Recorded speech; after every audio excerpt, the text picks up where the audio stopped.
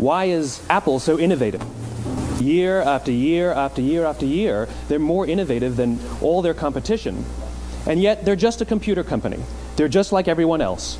They have the same access to the same talent, the same agencies, the same consultants, the same media.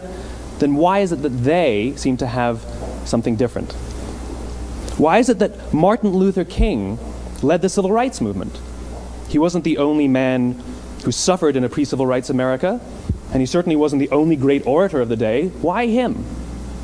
And why is it that the Wright brothers were able to figure out controlled powered manned flight when there were certainly other teams who were better qualified, better funded, and they didn't achieve powered manned flight, and the Wright brothers beat them to it? There's something else at play here. About 3.5 years ago, I made a discovery, and this discovery profoundly changed my view on how I thought the world worked, and it even profoundly changed the way in which I operate in it. As it turns out, there's a pattern. As it turns out, all the great and inspiring leaders and organizations in the world, whether it's Apple or Martin Luther King or the Wright brothers, they all think, act, and communicate the exact same way, and it's the complete opposite to everyone else.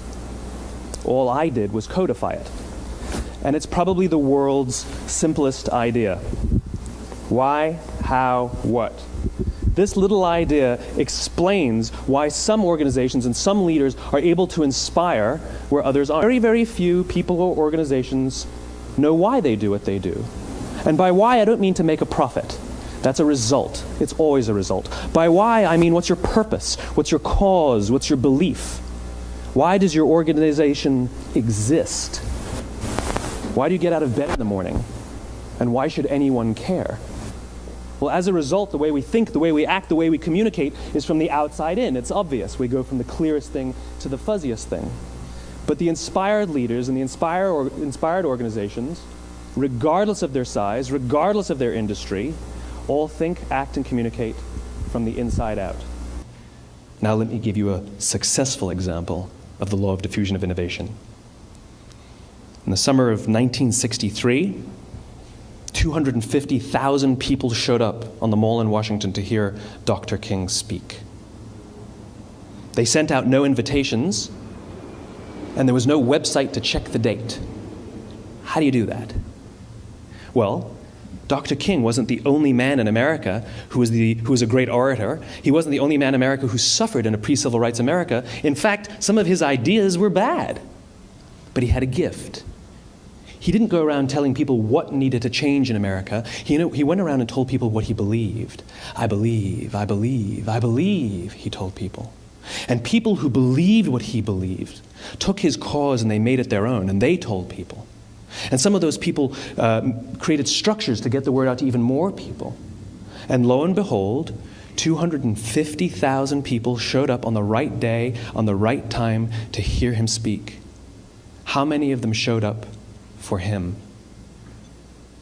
0. They showed up for themselves. It's what they believed about America that got them to travel on a bus for 8 hours to stand in the sun in Washington in the middle of August. It's what they believed, and it wasn't about black versus white. 25% of the audience was white. He gave the I have a dream speech, not the I have a plan speech. Listen to politicians now with their comprehensive 12-point plans. They're not inspiring anybody. Because there are leaders and there are those who lead.